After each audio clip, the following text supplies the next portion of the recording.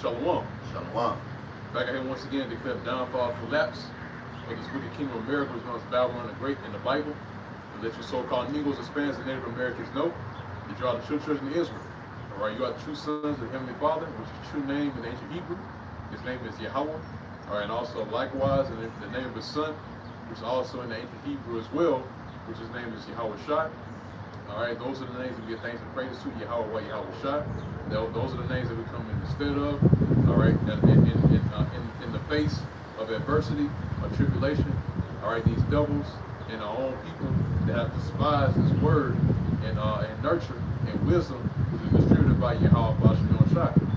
Now, before we begin, we want to give all praise, honor, and glory To Yahweh, Ba'ashem, Yahweh Shai, Ba'ashem, Kakodash. And as always, double honors to the apostles, and the elders of great millstone that continue to rule very well to this very day.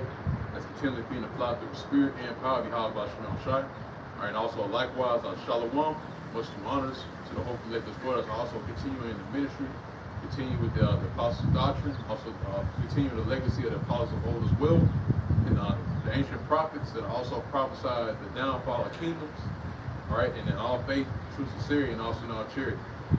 Now again, man, we're here to warn the elect of the nation of Israel, which is a small number, which is numbered amongst the Israelites, which are regarded as the sands of the sea, to warn you about the coming danger and warn you about this devil's great wrath, which the devil that the Bible speaks of is Esau Edom, all right, which is the true biblical nationality of the so-called white man. He's getting ready to come down with great wrath, all right, because like the scripture is saying, Revelation chapter 12, verse 12, it says that he's doing that because he has for a short time. And the ones that he is really seeking after to imprison and to put underneath, put behind bars, all right, put into captivity once again are the elect of the nation of Israel, which are the prophets. Okay, it's not about you jakes that got your pants hanging halfway down your ass, because you're already done, man. Esau, he's already destroyed you. The Lord, Esau is already put the whip on you, man. Okay, I mean you're done. You already been overtaken. You've been destroyed. All right, and your minds have been completely warped to the point of where it's almost damn near impossible for you to get this right, man. To get yourselves together, to get yourselves in order, according to the words of Yahweh Bashem Shai, man. And that's the reason why the Lord is allowing this man to do what he does, because Israel is still going to fuck off to this day, man. Even though you had the prophets that's been prophesying in front of you for years and years on end, starting with the apostles of great millstone on down, still won't get it right, man. Still won't get yourselves together. Because Babylon the Great has been so alluring to their eyes is that they have no other place to go to. You've been completely fixated, hypnotized by this whore, by its allure, by its grandeur, by its glitz and glamour, the fame, all of that, man. And Jake look at that as something that's the standard of living. But come to find out, all these things are leading on to one conclusion, which is what? Death. Okay? And that is what the Lord is going to bring to Babylon the Great. He's going to allow that spirit of death to be elevated. Okay? And that's why we need Yahweh Bashem Shai today. That's why we need Yahweh Shai, man. Because that death angel is going to be out once again, man. The people think it's a joke, man, but no, man, the Lord ain't playing, man. That's why he's allowing these prophecies to be to elevate and to continue. Concerning World War III, concerning the missiles, pursuant to the last plague in Zechariah, the 14th chapter. All right, all these things are having set to be fulfilled, man. And the Lord is going to cause it to where everything you see around you right now is going to completely change. The society, you people having leisure or freedom to walk about and to do whatever, all that's going to be done away with very soon, man. And why is that? It's because this man, like I said, once again, pursuant to Revelation 12 and 12, he had for a short time. That little season was spoken of in Revelation concerning that beast whose deadly wound was healed. All right, that little season is almost up, man. This man only have a short time to rule. You only have so much time to work off of to fulfill his agenda, okay? Until the Lord brings down to him. All right. But before all these things take place, like we said earlier concerning Zechariah, the 14th chapter, that last plague, which is that fire, was going to come by way of those missiles. Guess what? It's got to be great tribulation first. That's why scriptures tell you that through much tribulation we shall enter into the kingdom. All right, so that tribulation's got to happen, man. And that tribulation is going to happen by way of Jacob's trouble, right? Which is spoken of in Jeremiah the 30th chapter. And also as well, Daniel the 12th chapter goes into it too. That time of trouble, which never was since there was a nation, man. All these other different events that took place before the erecting of America, all these things that happened in the ancient world that were regarded as great calamities and great destruction and death, man, none of that's going to hold a candle to what's about to happen, man. You about to see this man go back to a beast that he is, man. That's why it tells you in this book, Zechariah the 16th chapter, it says he's going to be like madmen, sparing none. All right? You deal with a madman, you can't talk sense to a madman. You can't reason with him. All right? The only thing he has in his mind says blood. Okay? So that's when the time comes and that persecution happens. You're going to see a lot of Jacob, try to be shoulder to shoulder with this man and believe that he still has that same companionship with Esau, and then all of a sudden you're going to get a knife to your back, man. Okay? That is the time that we're in right now. You see these rowdy Edomites getting themselves ready. All right, they get themselves prepared, man. But you, Drake, are too busy trying to figure out what Drake and Kendrick Lamar doing, man. Why? What's the result of the beat that they have, or who's gonna win the playoffs, man? None of that matters, man. Okay. The only thing that matters right now is the preservation of the spirit, man. Okay, that is what matters. Repenting. That is what is being looked at today, man. That is the standard. That's the goal that that Israel should strive to. Okay, but guess what? That repentance is only open to a few. Okay, that's why again going back to the elect. The elect that's where that mercy comes in from. Okay, that is that mercy is reserved for. It's reserved for the elect. Because that is the generation that has always believed in Yahweh Bashim Shai after generation, and that still has not changed. That same generation that still believe are back today. All right, and those are going to be the ones going to be covered in that day during the time of great distress. Okay, you got it. All right. 2 Timothy chapter 3 and verse 1. This know also that in the last days perilous times shall come. That's right, man. In the last days, perilous times shall come, man. We're in the last days right now, man. We don't have another 5-10 years to look forward to. We don't have another 15-20 years that people think that we're just going to be here until we die, man. No, we don't have time left, man. Okay? So right now, we're in the last days, man. Okay? And that tribulation is approaching quickly. You already see everything being put in place with different pieces of legislation, like Rex 84, the King Alfred plan. All these things were set up before all hell breaks loose, man, so they have an excuse, so to speak, to go in and to capture you Jakes, man. And again, the main target is the elect that they're looking for, in efforts to upset the prophecy. Okay, because they know about prophecy. They have their own researchers and prognosticators that go in and research these things out. He's done a deep search. Okay, that's why the scriptures say that the heart of everyone is deep.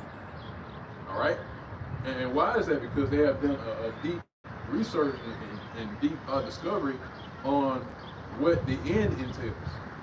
Okay, it speaks about the elect of the nation Israel being delivered by mercy of Yahweh Bashim Shai, and after that, this devil's going down, man. So now he's trying to upset all of that.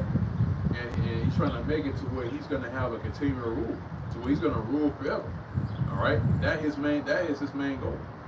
Okay, what you got? 2 Ezra chapter 6 and verse 7. Then answered I and said, what shall be the parting asunder of the times? Yeah, what shall be the parting asunder of the times? What is going to be the dividing line of the times to where we are able to pinpoint what time we are in prophecy? And again, these things that we are seeing, us being the watchmen of Yahweh Bashim Shai, watching things happen, we're seeing that everything is leading up to the conclusion of Babylon the Great, okay? In which Babylon is going to be destroyed by way of this next coming war. And since we're seeing these things happen around the world that is circling around that spirit of warfare, okay, we're seeing that we're at the very end, man. So, like the brothers read, they were asking what will be the parting asunder of the times. Okay, what's going to be that critical moment in history where everything's gonna tip over and it's just gonna spill out. You know, that's what they're really inquiring about. Yep, you got Khan. Or when shall be the end of the first? right. When shall be the end of the first? Okay. So they inquire of the end. Okay. They want to know when the end was going to come, because during that time when Yahushua was in the flesh, they thought that the end was going to come right then and there because he returned. Okay. But Yahushua had to tell them that, look, the times that they're in, it wasn't time yet for Esau Edom to go down. Yeah, he was in rulership during that time, but that wasn't the time just yet, because for one thing, the New Testament wasn't even completed yet. You know, those still visions will still have to be shown to those men to show what's about to happen. Case in point, John the Revelator. All right, when he was seeing America being destroyed, in the process that led to that. All right, also as well the MOTB, the seal, that had to be shown in order for us to understand when things are gonna end. Okay. Yeah, you got it. And the beginning of it that follows. Right, and the beginning of it that follows. So when's going to be the end of the rulership of Esau Edom and the beginning of the rulership of Israel? All right, at the head of that being Yahushua. Okay, so that's what they inquired about. Again, they thought the kingdom was going to come right then and there, and that Esau Edom was going to be taken down and destroyed. Okay, but again, like we were saying earlier, though, the things that we're seeing now, these things had to happen. Right, the MOTB had to be manifested. You know, war had to be culminated. That fire had to be conjured up. Okay, because it wasn't prepared yet. All right, that fire had to be prepared by way of burning and fuel of fire. Okay, those missiles, they all had to be created. That Smith had to be set up to where he's able to create this device which the Lord's going to use to destroy Babylon the Great, man. All these things have to come into place first before the kingdom is established. Okay? But again, going back to the point that the brother's reading, the men of old asked about these things. They inquired about them, just how we're inquiring about these. Okay? Because the end of all these things that we see is the beginning of us being raised up and taken out of the hands of our enemies. That's the reason we're asking about these, man. Think about it, man. Jake, you in the Lord's sake, man. You at the bottom of the barrel. And Israel just wants to stay there. You know, they want to stay at the bottom. They want to stay the way that they are, man. But yet they want to complain about this and that and the third. But yet you're not looking at the whole picture. You're not looking at, you know, the grand scheme that the Lord Yahweh Shah put together, man. You're too worried about what's going on in your own neighborhood, man, and thinking that what you're doing is gonna solve the problem, man, when it's not. Okay? You don't have any sort of power in this current kingdom right now. You don't. If you think you do, then you're deceiving yourself. All right? You don't have no power in your hand whatsoever. The Lord has taken that power and given it to Esau Edom. So for you to try to come up with your own means on how to escape, you know, Jake trying to create quote-unquote generational wealth and all that other bullshit, you're thinking all that's going to help you out, but no, man, all that is just vain, because you're not able to save yourselves. You know, Jake, you can't save yourself, man. Okay? And Israel really do believe that they can deliver themselves, man. And Yahushua takes offense to that, because that's Yahushua's life. That's his glory. He's the one that's said to be the Savior. All right? He's the one that's set up as that, and that's his name, Yahushua. He saves. And he's going to do according to what his name implies. And he's been set forth according to prophecy to be that Savior. So when you try to make attempts to save yourself, or try to make, try to deliver a nation like they always say, it's not for you, man. That's not your lot. That's not your position. All right? That's even showing pride by doing that. Because you're saying that you put yourself as your own Savior. You know, you put yourself as your own deliverer. When that's not given to you, man. And that is pride, because to knowing that you need a Savior, knowing that you need a position, knowing that you need someone to pull you out of the pit and the fire, that's humility, man. That's being humble. that's showing that you're sincere, and that you laying your head low. You know, that's what it really entails, man. Okay, you're bowing down. Okay, and that's what Yahweh Bashman Shah, he wants us to bow down, man. Okay, and by us bowing down, we're acknowledging that we need him. That's what it means to really bow down to the Yahweh Bashman Shah, man. Okay, leaving yourself out there, you know, putting yourself out in display. Okay, saying that, look, we need salvation from him. Okay, yeah, we got and he said unto me, from Abraham unto Isaac, when Jacob and Esau were born of him, Jacob's hand held first to the heel of Esau. Yeah, that's right. And that whole, and that birth, that event that took place, all that was spiritual, man. That was a precursor to future events that were going to take place, in which those future events were going to be that Esau Edom was going to be put in the rulership seat first, and then afterwards going to come his brother, which is Jacob, to assert that seat and receive those promises that was given through Abraham, Isaac, and Jacob. Okay, that's the reason why all that was taking place, and also as well that hand hanging onto that heel also represents Israel taking down Edom. Okay, that's what that represents. So, and that starts with Yahweh Shah being at the head of that. Okay, and then down that underneath Yahweh Shah is going to be the men that has always trusted in him, the elect of the nation of Israel, that's going to also have a hand in the destruction of this man. That's why in the time to come, when all hell breaks loose, they're going to receive spiritual power, man. We wholeheartedly believe that, man. Okay? Because it's going to take an assertive, powerful, all-powerful force in order to combat this man. You stocking up guns and rifles and M16s and AR-15s and things of this nature, that's not going to help you, man. That's not going to deliver you. You even got Jake that even calling some Israelites doing that, man. Like, guerrilla Hebrew, all right? ISUPK, thinking that you can use Esau's blessing against him. You can't. Okay? That blessing wasn't given to Jacob, man. It wasn't for you to use those weapons of war in the perfection, man. That wasn't given to you, man. All right? And that was given unto Esau Edom for one thing, to show who he truly is in this time, and also as well to destroy himself. Okay? That's the reason why he was given that blessing in the first place. Okay? Because he's a destructive man. And therefore the Lord gave him a destructive blessing so that he can destroy himself. Alright? Yeah, we got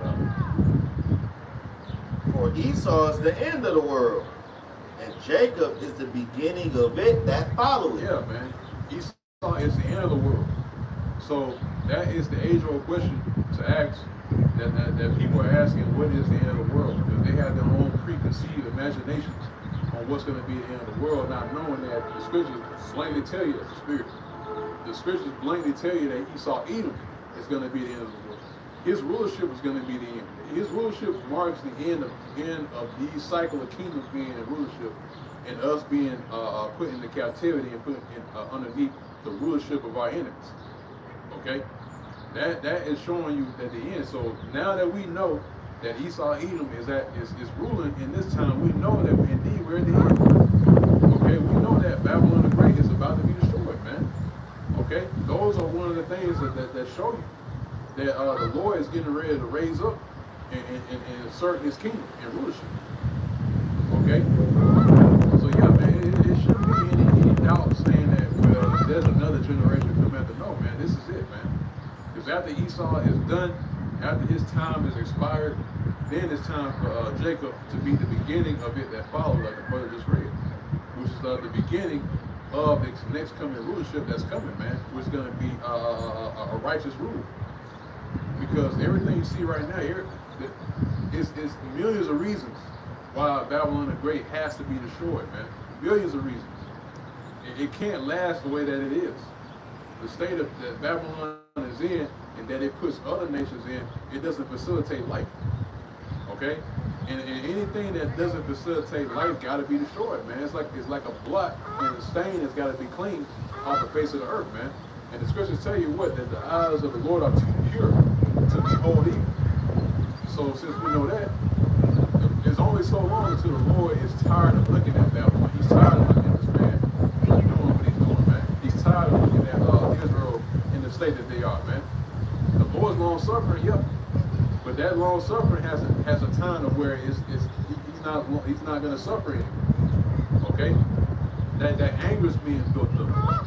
So after that anger builds up and it spills over, it's just going to explode, man. And that's why in that time, pursuant to what Ezekiel 9th chapter, starting at the 4th verse, he's going to be seeking those that don't have that Torah, that mark of exemption. Okay, and it's going to be no talking in that day, because right now we're in the talking phase. Okay, Yahushua is speaking, but what the scriptures say, he says he's not going to hold his tongue anymore concerning their wickedness. All right, so the Lord, he's talking right now, but there's going to be a time where that action is going to be put to those words. All right, because the Lord right now is giving out a stern warning to those that hear and understand. Right, but after that, then those words that are being spoken of by the mouth of the prophets are going to be followed through. Okay? And that always happens time and time again. A Lord makes a decree. That decree is sent out by the heralds, right? The messengers. And guess what? The Lord enacts that decree. It's an order to these things, man. Okay? That's why it was a silence for a time. After everything was shown to the men of old, time had to move, and to the point of where now the men that were there that saw those things are now back telling you about the things that they saw, and that's the spirit, man. That's why when you read Revelations about John the Revelator, the angel told him, said, "Thou must prophesy again before many countries and nations." All right. So the things that he was seeing. Guess what? Now he has to prophesy again about those things that he saw and tell you in this time. All right? Isaiah, he had to be back to tell you what he saw and what those things mean. Jeremiah, when he's seen certain visions, those men of old that were seeing those visions and dreams, guess what? Now they can interpret those things and tell you what they mean. All right? Yeah, you got it. Jeremiah 51 in verse 8. Babylon is suddenly fallen and destroyed. Yeah, Babylon is suddenly fallen and destroyed, man. And that word suddenly, man.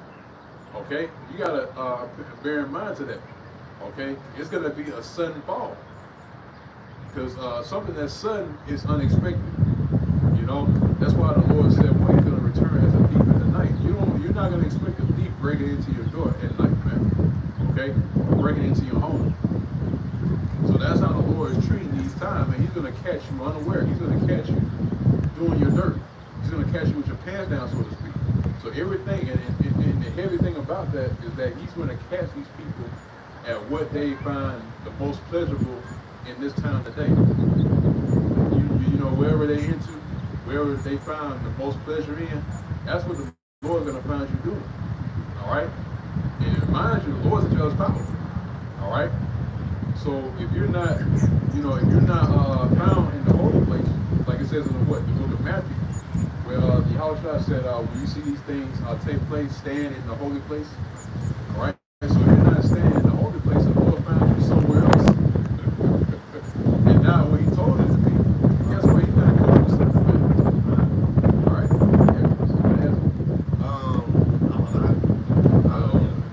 I wanted to hop in.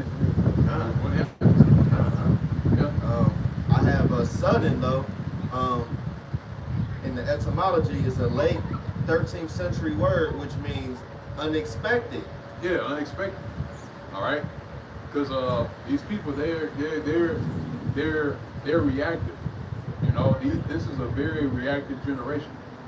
To where like they don't really do they don't move until something actually happens. Case in point, certain events that took place, like what 9/11, C-19, it was reactive. Okay, but that also shows you that these people, they don't have the mentality of any sort of leadership whatsoever. They need somebody over them. Okay, And that's why, again, we're going to the elect, because the elect are going to be the ones going to be set up as the rulers in the next generation for the time to come. All right, because Israel, they need someone to watch over them, man. All right, they always have. Case in point, a good great example, Moses. All right, he was charged with looking over Israel, man. Okay, other men also as well that was in that same position had to oversee Israel, man. Because these people need to be guided, man. Okay? Because if you leave it up to them, guess what? They're getting whatever. You know? You leave it up to the people, and that's wicked as hell, man. Because they give the people perception of choice. Right. But look what that got them. Look what's happening. You let people do what they do and give them certain freedom, so to speak, quote unquote freedom. And it's gonna lead your society down the drain because you gave them that power to do these things. And when you do that, guess what? Your whole kingdom crumbles. It's got to be some sort of rigorous authority that's got to be set over these people in order for them to be able so that a place or a nation or a land can flourish. All right. And Esau, Edom, the way he's ruling, he has given them that power to do whatever, man. That's why everything is falling out of place. It's a spirit. Yeah, it's a spirit, man. Adam was tired. Yeah, man. Oh, another perfect example of them doing that. The women. You gave the women so much of a leeway and power, all right, to where they can do whatever it is. And now look at your society. Look at how deteriorated it is. All right. Everything is out of order. You got it. Kind of what I might add is that, you know what I'm saying, that Esau have taken the gender roles of the women, all right, from our women and from us, and then sold it back to us with an inflated rate, man. That's why you got restaurants. That's why you got, hospitals and things of that nature. Those are roles of women, man. Okay, service type of jobs, man. All right. Because the kitchen is the woman's domain, man. You know? All right? See, the best burger ain't the best burger that fucking McDonald's cook. It's the one that she makes, man. All right? Look at all of these damn drive-thrus and stuff like that. Around 4 o'clock, all you see is men in them damn cars, man. All right? And Esau just sucking up all the damn money, man. All right? You know what I'm saying, man? From everybody, you know? But it got sudden, I got unexpected, unforeseen. Yeah, right? Unforeseen, yeah. You got onto it. Okay. Unforeseen. They're not paying attention. They're not being guided by wisdom. You see what I'm saying? Yep. Because the scriptures say a prudent man foreseeth the evil and hideth himself. You see? These people not, shit, man, they not being operated through wisdom, man. They out here doing whatever the hell they want to do up under the sun, thinking there ain't no consequences or repercussions behind it, and in fact, it is. And you got the prophets out here telling you this, man, through the fear, though, of Yahweh Shema Washad. But everybody is just walking in their little so-called way of being normal, all right? And they just walk past the warning. All right, but that person is marked. They're not gonna get tawad. They're not gonna get that exemption from judgment, man. Okay, because they had an opportunity to listen, especially if they are a Jacob. They had an opportunity.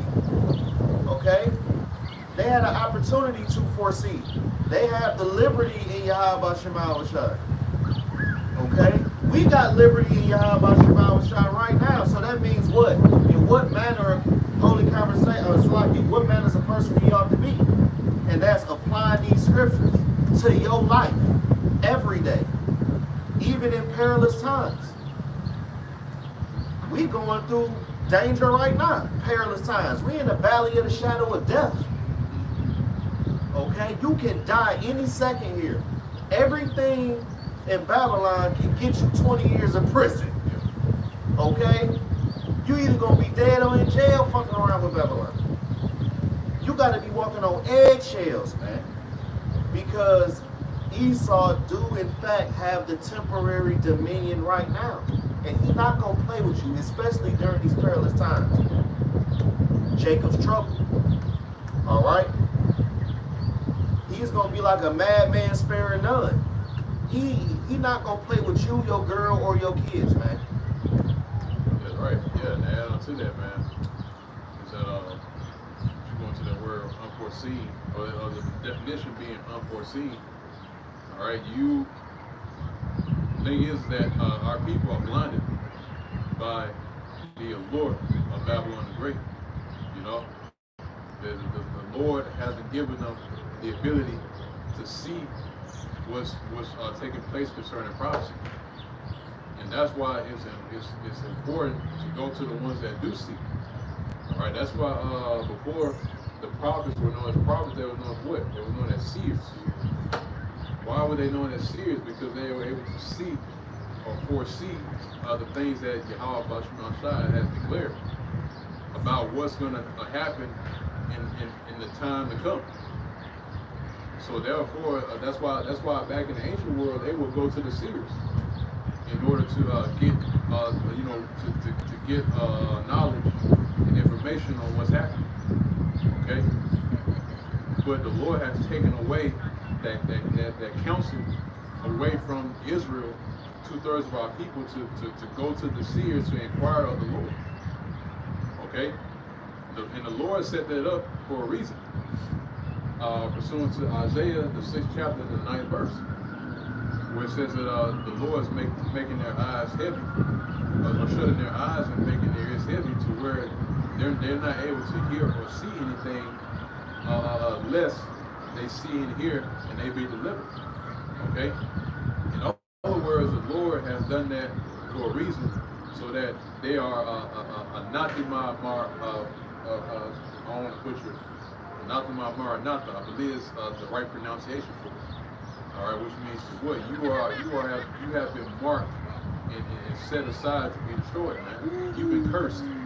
All right, you've been cursed unto destruction. All right, you've been have been set aside and put in a lot to where you're going to be destroyed, man. You've been hurted. All right, and you're going to be sent to the slaughterhouse, man. Okay. That's why the Lord has done these things. That's why He's has it to where they're not seeking the counsel that's set up by Yahweh Bashman Shah by the men that you see today, man. It's because the Lord has taken away that counsel away from them, man. He's taken us out of the sight of the people. Oh, Isaiah the 29th chapter. It speaks about the spirit of deep sleep falling upon Israel, to where they're not able to discern their rulers, the prophets, the seers. All right, that's why it tells you in that same scripture, says the rulers, the prophets, and the seers has He covered. So he has covered the rulers, He's covered the seers and the prophets. Which in that same breath, He goes to show you that the prophets and the seers are going to be the next rulers. Because it says in that same breath, it says the rulers, the prophets, the seers have He covered. So all that put together is showing you that the prophets have been set up in this time today to be the next rulers of the planet Earth. All right? Lord willing. Lord's will, man. All right, side. Yeah, man. Yeah, you got it. Good morning, definition. But I got a quick precept to back you up. Romans chapter 11, I should do verse 7. Verse 7 on down. What then? Israel have not obtained that which he's seeking for. Yeah, and what are they seeking for? They're seeking for answers to the problem. Like we were saying earlier, right? About how Jake made complaints about what's going on in their condition, right? But they're looking for answers in the wrong places. You know? They're looking for answers from Big Mama. They're looking for answers from Al Sharpton. You know? All these different Jakes that are set up in positions of power that they put them in. Okay? You're seeking answers, and they're not giving you an answer. You know? They're just saying, hey, what's that guy? Jesse Jackson. I always say, keep hope alive. You know? He was the one that got MLK shot. Yeah, exactly. He's the one that set him. Yeah, exactly. He's the one that set up that whole assassination, man. You know? When you listen, but they rather listen to figures like that rather than, again, inquiring of the seers. Inquiring of the men of the Lord that has been exposed to what's about to happen. You know? telling you what's about to happen because again, the Spirit has shown us, all right, by way of us tuning in into a prophecy which is given and taught by the apostles' doctrine, which are the apostles of Great Millstone on down, continuing that same legacy of teaching the word of Yahweh Shai. Okay, that the kingdom is about to be established, and prepare yourself for a great onslaught that's going to come by way of Esau Edom. All right, that is what's being done right now. Okay, so again, if you got more on that up. Huh? But the election have obtained it, and the rest were blinded. Yeah, the election have obtained it. We and again, what is that it's speaking about? Again, the answers, the solution to the problem. Okay, what to do in order to get over the hurdle, so to speak. The blueprint, the script. That's what's been given to the elect of the nation of Israel. We've been given a playbook. We literally have been given a spiritual playbook on what to do. We've been given the scripts on what's about to happen, and we are just acting out according to that script. Okay, that's why the Lord, we always speak about this being a great movie that's been cleverly put together and produced by Yahweh Bashar Shah. He's a master of scenarios, man. He put this whole scenario together. He put these whole different sequence of events together that's leading us to the conclusion of things being turned over to the rulership of Yahweh Bashar Shah in Israel. Okay, that is, and again, you would be a fool not to take heed to the counsel that has that blueprint, that has that script. Okay, we are letting you know and telling you that look, the times that you're in right now that you're living, it's not going to be the same, man. It's going to be perilous times, like the brother just read at the beginning. Perilous times are coming, man. There's dark times ahead. All right, to where it's going to be no light in that day. All right, the only light that's going to be present during those times of darkness. All right, to where no information is being put out. This word being taken off out of your hands, and the Lord drawing back His men. All right, that's going to be a time that's going to be completely dark. You're not going to know where to go, what to do. All right, and how to handle this situation that Israel is going to be put in, man. So those men that you have despised and looked at as the offscouring of the earth, the bottom of the barrel, the scum of the earth, looked at as being crazy and this and that and the third. All right, thought you were out of their mind. Guess what? Those are going to be the men that's going to shine that day. Those are going to be the light that's going to be here on the earth when everything is pitch black. Okay. Spirit. Yeah, man. Listen, that day I can remember, that in that day, Yahweh Shema Shai is going to cleave our tongues to the roof of our mouth, man. All right. Okay, so don't ask questions in that day. All right, because you had the opportunity to ask those questions. All right. Jake want to know, all the answers at the last minute when they at the door. Like, no, you had an opportunity to get ready and to stay ready. You want to enter Jacob's trouble, with the momentum. You don't want to start, you don't want to go into Jacob's trouble on a cold start, man. You want to have a hot momentum, like, boom, you in it. You can be navigated by wisdom. All right? Because, mind you, this is a serious time, man, to the point where it's going to be you, yourself, and Yahweh Shema Shah, man. To the point where you can't do nothing. Yeah, it's going to be your own personal one-on-one. That's it. You ain't going to be able to do nothing. All right? But call on Yahweh Shema Shah. So don't think just because you can pull off at McDonald's and you can do this and that, like it's all good. Like, it's going to be just like this until 2080 or no. It ain't no 2080. Yahweh Shema Shah gonna make a swift destruction of this place. He get tired of this place daily, all day. The sins of this place is like an incense, man. It went up and just You ever had smoke just go up your nose and it just like, irritate the hell out of you? It's stench. Yeah, that's the sins of this place. That's a lot of sins. For Yahweh Shema Washah to set his eyes and his attention solely on this place, man. Okay? So that means it's going to be a lot of stuff we're going to have to go through. This ain't no game. This is some serious stuff. Okay? Life and death is what we're talking about. Because if you make the wrong decision in that day, it can cost you your life. Or the people that's close around you. You know? This is a serious time where you are going to lean solely on Yahweh Shema Washah, and you're going to be tested beyond your existence, man. Everybody, starting with us. Because we the one doing the lesson. You got it out. Yeah, that's right, man. Yeah, every day is going to be tested, man. You know? It's that's why speak about the preparation of the spirit, because you have to be able to hold it together through the spirit, man. Because guess what? You're going to be seeing a lot of death happening next door, literally next door. That is going to be the scenario that the Lord's going to set up. That's going to be the reality of what's to come, man. Because again, man, like we always say, is that these people they shun that reality. You know, they shun that possibility. They call it possibility, right?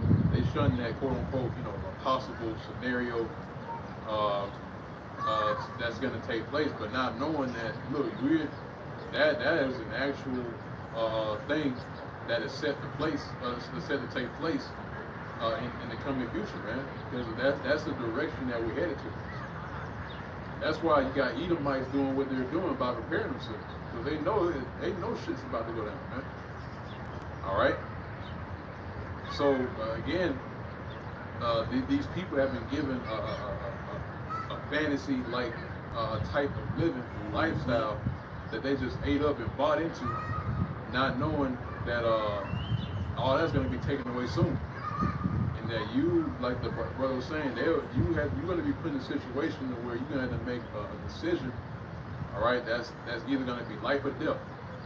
All right, it's going to be a life and death situation where, depending on what you do, is either going to have you continue to live for the next day, or you're going to die right then and there, man.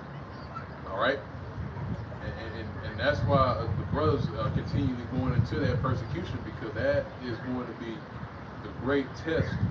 All right, that exam that the Lord has set up for us to take. Okay, because right now, every single situation we've been put through, every single experience that we have ever gone through and seen and fought over and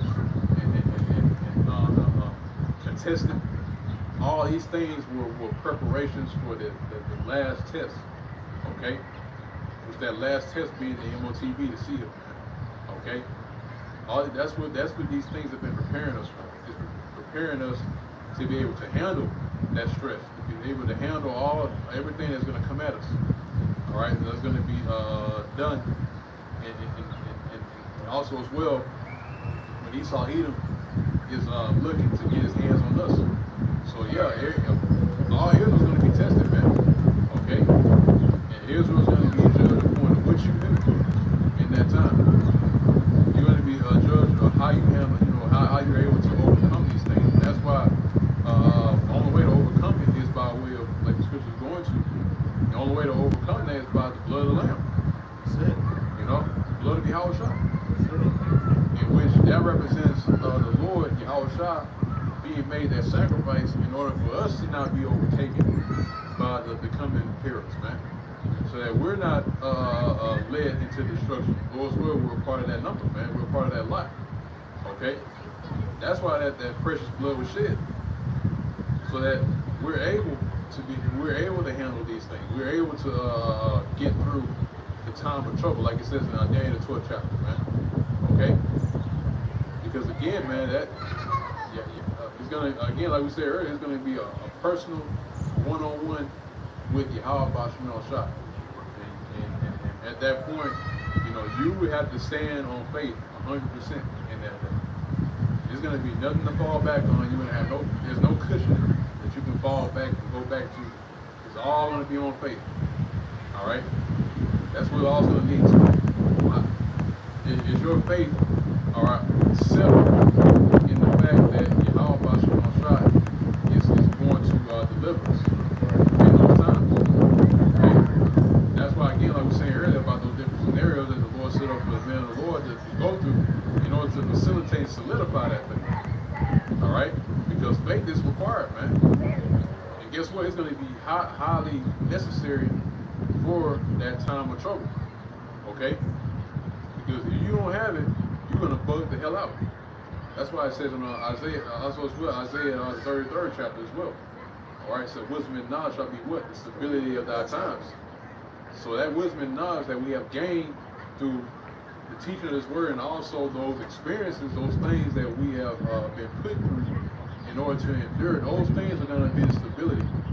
They're going to keep you stable. They're going to keep you level-headed in that time. So when you're able to rationally think and able to settle on in that trust that you have in Yahweh Bashar Shai. Okay? Yep, you got it. I got John chapter 10 and verse 7.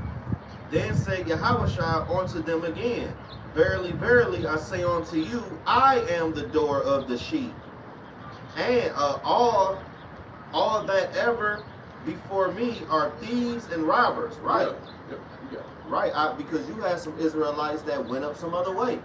You know what I'm saying? Choosing Christianity, choosing these other wayward doctrines, you know, flirting with that strange woman, man. You know? Alright? Which is different philosophies and stuff, man. Jake loved those zodiac signs and astrology and things of that nature, man. Like, man, witchcraft, and they live their life by that, man. They actually choose mates based off in fucking zodiac signs. Like compatibility and like this sign compatible with this sign, all that. Right, tarot cards, things of that nature, man. But you just bypassing your Yahweh Bashar Shai. All right, and even though, you know what I'm saying, that the Lord don't like what you're doing, his arms is still open to you right now, because this is the liberty stage. This is the grace. You still got a chance. I mean, like, it ain't no big chance, you know, because many are called, few are chosen, but you still got a chance, and you're not utilizing it the way you're supposed to, and you're gonna fail, okay? Because the Lord gonna put everybody back against the wall when it comes to that MOTV. So don't think you just finna just skate out here and just live in the woods until the chariots come. Not at all. He said both small and great. Okay, that's everybody. From Donald Trump all the way on down to whoever. Okay? There's gonna be some type of rehiring or some type of incentives on these jobs, things of that nature. Go ahead and take the MOTB and you can get a $1,500 credit on your whatever. That's how they gonna do it. But everybody don't care. They just walk past and everything because they gonna end up doing it anyway. Because they love, you know what's in this place, man. They love Babylon. They love being a damn slave. Literally busting your behind for tools and views, man. Making other people rich. Right. And Israel is settled, man. You know, they're happy with just crumbs and, you know, being given, you know, specks and pieces of bread. All right, rather than anything that pertains on the everlasting life. You know, that's something that's far-fetched and out of their reach of thinking concerning everlasting life. They don't think about it, man. Israel, they don't go into conversations like that. They don't speak about everlasting life, how to live forever. You know, they're worried about money, FRNs. You know, and getting attention. You know, because that is the hot commodity now, attention. You know, that's why it's a saying, right? Pay attention. So they're looking for that attention. They're looking for people to pay them that same attention. Attention, like I said, attention is a high commodity, man. You know, that's the highest currency that's being pushed amongst these people that you see today, man. Attention. You know, basically spending your time on those things. You know, giving your attention over to it, rather than putting in the wealth that's set up in the heavens. You know, that neither moth or rust doth corrupt. Okay, because they don't physically see it. All right, and that's the one thing that Yahweh Shema Shai is going to do in the time to come, is that He is going to make these things that we have spoken of a reality. But that's the only thing that Israel and these other people react to. Something that's in front of them, something that actually happens. So yeah, the Lord's going to bring it to you. All right, and that's the only way to even get your attention. You know, that's the only thing that's going to get attention from them. To pay attention to Yahweh Shema Shai. Again, the Lord is a jealous power, man. He wants all the attention. He wants He wants everyone to shower in with that attention and care towards the Lord, man. All right, and rightfully so. We wouldn't be here. We wouldn't even be here right now. You know. So yeah, man. Yeah, hey, Israel, they're not giving the Lord his just due. He's gonna pull it out of you one way or another. All right.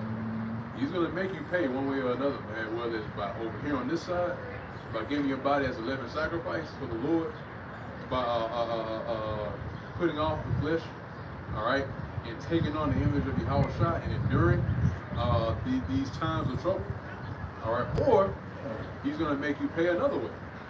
He's gonna make you pay by your pain, your suffering, you know, so that you're forced to acknowledge the Lord Yahweh Shema Shai. He's going to force everybody to believe in that day. You know? But that's what He wants. Okay? So either by you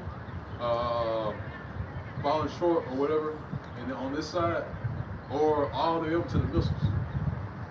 Okay? And guess what? In that time, when those missiles, when they're shot off, they make their way over to this land, America, Babylon. There's going to be a time when they're going to consider Yahweh Shema Shai in that time. Okay? They're going to consider they're going to consider the Lord, man. Because guess what? They're going to be calling on J-Man, Jesus, to save them. They're going to be calling on whatever name that they believe in. All right? All that atheism and crazy doctrine or crazy belief that these people have, they're going to fall back on that. They're going to fall back on one thing, trying to call on the Lord. Okay? Because all that, when death is in front of you, that's when you fall back to calling on the Lord. When death is present in front of you. You know? And that's what's missing, man. That presence of death is missing. All right? In this place. All right? The threat of death is what's missing. You know? That's gonna build up a good incentive in these 2/3 Negroes. Yeah. That's a nice incentive, death. And that's how Yahweh Shema Shai got Israel right back in the ancient world. Yep. Stoning. Yep. That's how He made example. He said, look, cast them without the city. All right? Cast them out of the city and stone them. And all Israel will be there as witnesses. They'll witness that, look, you see,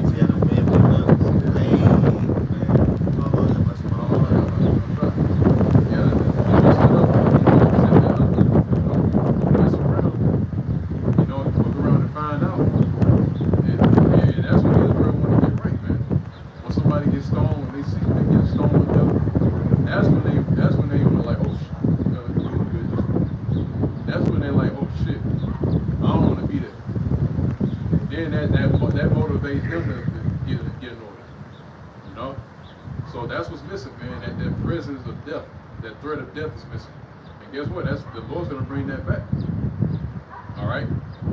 The Lord's going to bring that back by, again, the peerless times that the brother was reading about. Jacob's trouble. That's when that presence of death is going to return. That's when Jacob want to get right. You know. But here's the kicker. Is that they're gonna have to figure out for themselves. You know. Because again, like we were saying earlier, the Lord is giving you the blueprint right now on what to do. But the Lord is gonna take that access away from you. All right. And you're just gonna have to just figure it out. You know. Fend for yourself. Okay. Yeah, what you got, huh? Proverbs 18 and verse 10. The name of the Lord, Yahweh Shema Shai, is a strong tower. Yeah, that's right, man. The names of Yahweh Shai are a strong tower, man. A strong tower is a fortification that's able to keep you away from danger. All right? That strong tower that's not able to be penetrated. So when that time comes, when our hell breaks loose, that's going to be that tower that you have to fall back on. All right? To be that strong defense. Okay? And actually, if you can, look at that word tower. Kind of. In the video.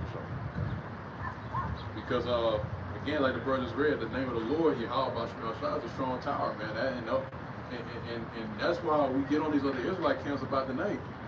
Because what name are you going to fall back on as that strong defense? What's going to defend you in that time? If you're not hammering in the fact that that name has to be revered and honored, man. Okay? You can't just throw around the name just because you know, right. You feel some type of way, or you feel like this is appropriate, you know? You can't do that, man. That's dishonoring the Lord. And you don't want to do that, man. You know? You don't want to make the king angry, man. Okay? You want to be in good graces and on the Lord's good side, man. You know? You got to give that honor where honor is due. So, now instead we're talking about the Lord Yahweh Shai, which he is greatly to be feared, guess what? That honor's got to be at the highest esteem. You know, that honor's got to be at the highest point possible, man. You can't just be playing around with a name like that, man. Like Nate and his flunkies do, man. You can't be doing that, man. All right. You gotta give that name honor. You know. So yeah, going back to that strong tower that we're speaking of, right? That tower is going to be that tower has been set up for us to be defended by these said perils.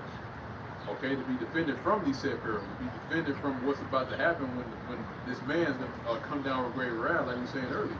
When those madmen, those troops come at us. All right?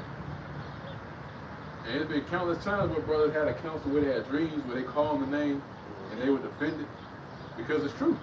All right? Oh, and not only in dreams, but also as well in certain parts that we live, man. Certain parts of life that we live, man. You know, certain things happen, and brothers calling the name of Yahweh Shai, and things move, man. All right? You know, you know, me personally, I've seen it. The brothers in Birmingham seen it. The apostles seen it. The brothers in New York, Chicago, all the brothers seen it, man. When you apply that name at the time where it's applicable, you know, at the times where we need it the most. So that's going to be... That's the spirit. Yeah, see? So and guess what? Like we were saying earlier about those scenarios that Lord put us through, he's actually trained us to do that. He's trained us up to rely on calling on him for help. You know? But that requires you actually knowing the name, the true name of the Lord, man. So that's why we hammer in the importance of the name. Okay? You got I got it's a lot. I have a tower in the root. It's Strong's H 1431. Gadol, which means to grow, become great or important.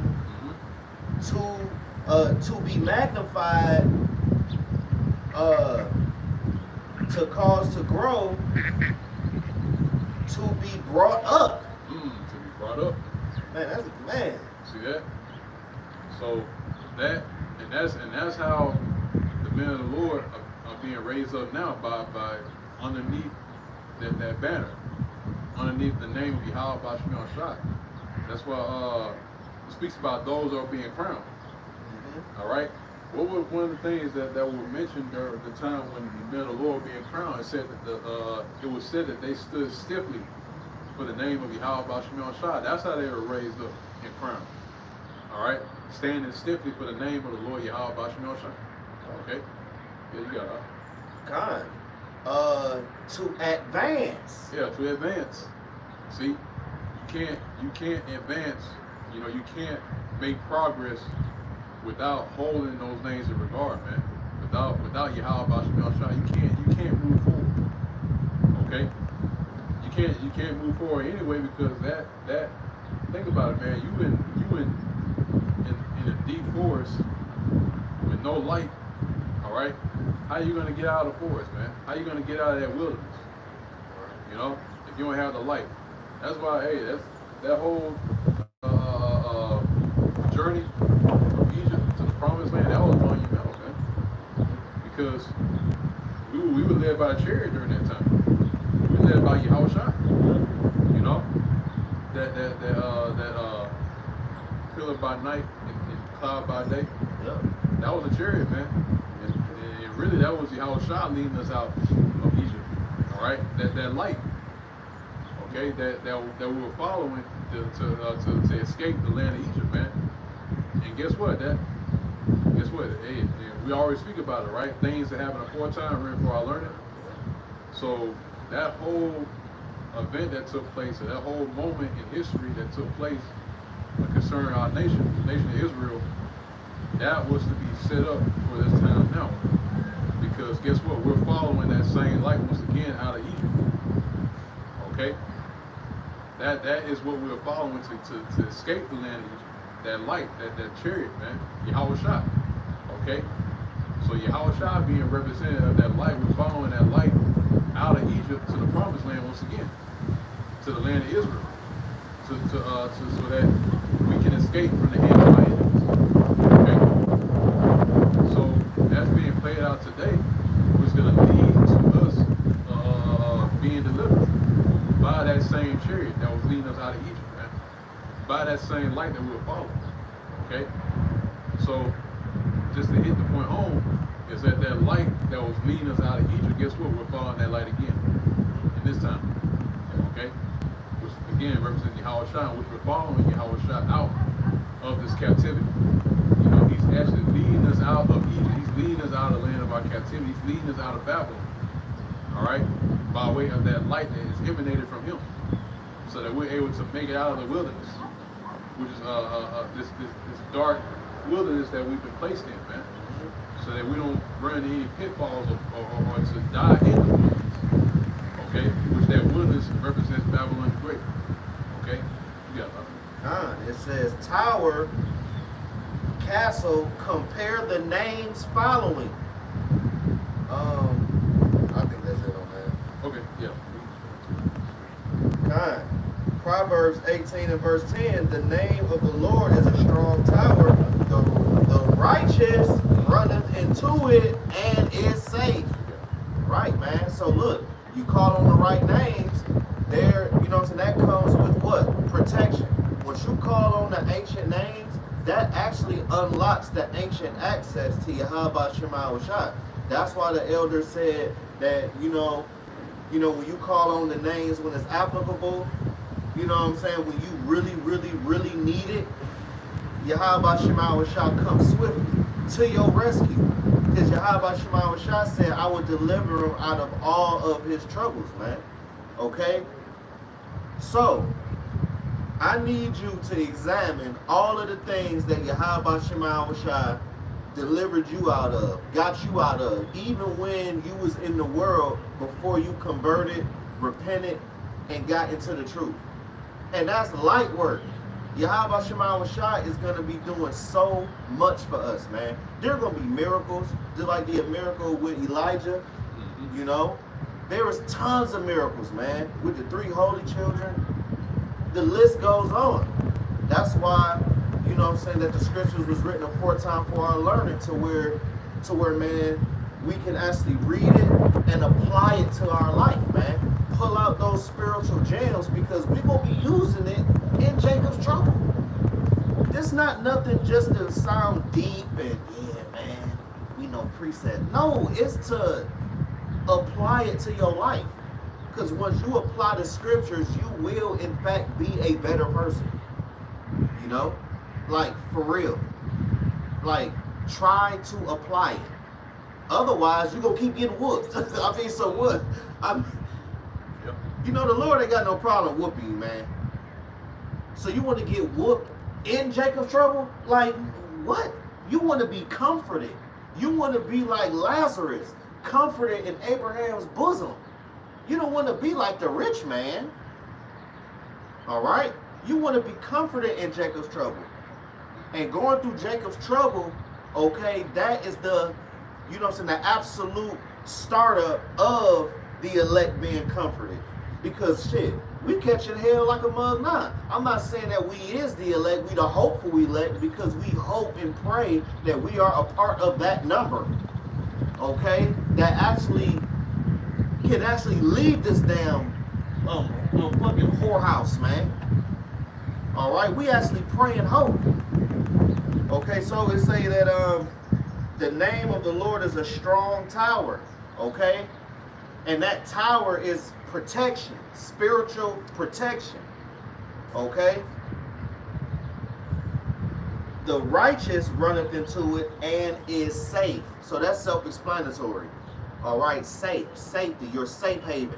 The compound. You ain't got to worry about X, Y, and Z coming to you because you have a strong line of defense. Yahweh Ba'ashem, Yahweh Shai.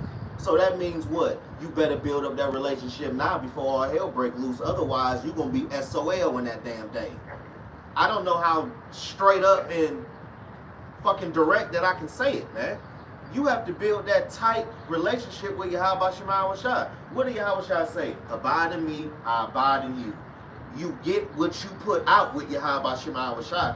You're not finna give Yahweh Shai 1 and then he just gonna give you 144. No, he gonna give you back 1. Or nothing at all. So what? This ain't the time to be playing and oh no, this is the time to get serious with Yahweh Shema Shai. Get more serious with yourself and ask yourself that question. What manner of persons ye ought to be? You need to ask yourself that. When Peter wrote that, he was talking to believers. He wasn't talking to no damn 2/3. He was talking to you, us. Yep. What you gonna do? Because he had to come back here. Come on, man. Yeah, exactly. Elder Masha, you know? Yeah, that's it, man. Yeah, because again, man, is that we're in a time now where the Lord is going to increase that flame that He has spoken of, man. That's why we're speaking about the tower. That tower is that protection, that shade. All right, that's going to be used as a defense against what's about to take place concerning Jacob's trouble, man. Because there's going to be no other place of refuge that you're going to be able to run into in order to cover you in that day. That's why the scriptures speak about as this word being as someone that built it on a certain foundation, whether it be that solid foundation, which is Yahweh Shai, or that foundation of sand. Yep. Yeah, that foundation of sand, where when no storms and tempests blow on that structure that you build is going to be destroyed because it was found on sand rather than found on the solid rock, which is Yahweh Shai, man. Okay, that is what is going to be used in that time to measure out, whose foundation is firm, whose building is going to stand, the work that you put in, how is it going to stand the test of time, or the test, or the tempest and the storm is going to blow on it, and the destruction that's coming, man. If that foundation is not set on Yahweh Shai, which like we was reading earlier about those names being as a strong tower and defense for the righteous, if you're not on that solid foundation, man, your whole structure, everything that you put your blood, sweat, and tears into is gonna crumble and fall. All right. If that foundation is not found on Yahweh Shai, okay. That's why a lot of people are going to be hurt, man. Because everything that they work for years and years on end, all that's going to be destroyed and disappear. All that hard work that you said that you put in a certain area or something, like a career or whatever, that is going to be destroyed. Because why? Because it was founded on sand. It wasn't a solid foundation that's going to stand the coming perils, the coming destruction. Okay. The only foundation and structure is going to stand that day are the ones going to be underneath the banner of Yahweh Bashim Shah. So that's why we again going back into that strong tower, which is the name of Yahweh Bashim Shah. Okay, what you got, Rob? Luke chapter 6 and verse 47. Whosoever cometh to me and heareth my sayings and doeth them, I will show you to whom he is like. He is like a man which built an house and dig deep and laid the foundation on a rock. And when the flood arose, the stream beat vehemently upon that house. Yeah, it's not going to stop. You know, those streams, that heavy stream of water is going to continually beat on that structure. It's not going to stop. It's not going to be a 1 minute ordeal. You know, where those streams is just gonna hit it and that's it. No, man, it's gonna be a continual beating of that structure that you built, man. Okay? The Lord's gonna draw this out, man. Alright? He's gonna the Lord's good at doing that, man. He loves to do that. He loves to draw things out, man. Alright? So guess what? This trouble that's coming, these perilous times, it's gonna be drawn out, man. And guess what? It's gonna beat on all of those buildings, those structures that these people have built it for themselves. It's gonna continue to be on it to the point where it just crumble and fall, man. Okay? So yeah, you got that. And could not shake it, for it was founded upon a rock. Yeah, that's it, man. It was founded on a rock. So no matter how much stream of water that raging river, those waters going to hit that structure, it's not going to move. Because why? Because like the brothers read, it was founded on a rock, which is what? Yahweh Shah. Okay? So once those streams continue to beat on these different structures that's on these different foundations, the only ones going to stand firm in that day are the ones that are found on Yahweh Shah, man. Okay? Which again, Yahweh Shah being that Savior, like we were saying earlier, the deliverer and the Savior. Okay? What you got, Op? Verse 49. But he that heareth and doeth not. Right. These damn 2/3. Alright. All of the jakes that was blinded. All the jakes that didn't have the eye salve. All the jakes that didn't have the ability to foresee. Alright. Okay. The uncertain ones. Right. Is like a man that it says is like a man that without a foundation built in house upon the earth, right? Which is that sand. You know what I'm saying? That soil. You know? Have you ever seen topsoil on how easy it can crumble up and it just wither away and stuff? That's what they built their house on. They didn't have a solid, you know what I'm saying, foundation. They didn't have a structure. You know? They couldn't be cultivated. You know, that's why they got to get what? It's easy. Death by pain. They had the opportunity. They didn't give a damn. So now you cannot give a damn at the last minute. You got to go into Jacob's trouble with that same energy that you had before all hell broke loose. Yeah, they despise destruction. Right. You know, here it is. The Lord gave you the materials, things to use to be able to make a building structure that is able to be solidified and be used as that defense. But yeah, they're used like they're like, oh no, I don't trust that. You know, that's the kind of mentality they have. Is that no, I don't trust that those instructions that you're giving. You know, who are you? You know, where's your papers? You know, where's your certification? You know, and that's why in the ancient world, that's why a lot of Israel was offended of Yahweh Shah. Because You know, he didn't go to like any specific, you know, school, or he had an instructor that taught that he learned up on it concerning the law, you know, concerning you know, those scrolls. You know, he didn't have anybody to teach him or anything like that, man.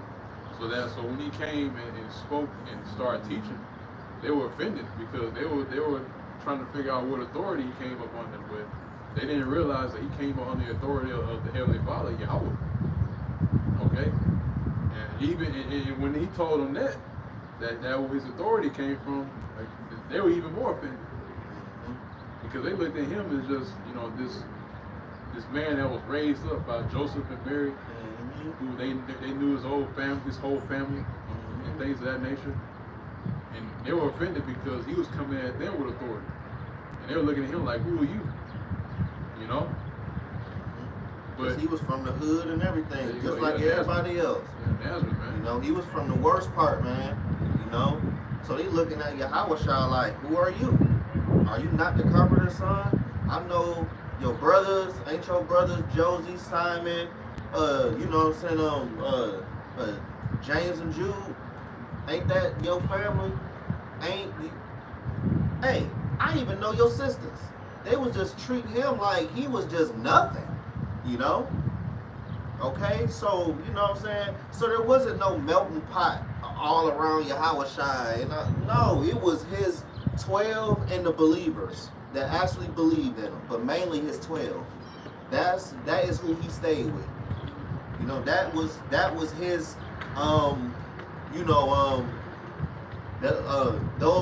those was his main followers, man. Is his disciples. That was who he was running with. Okay?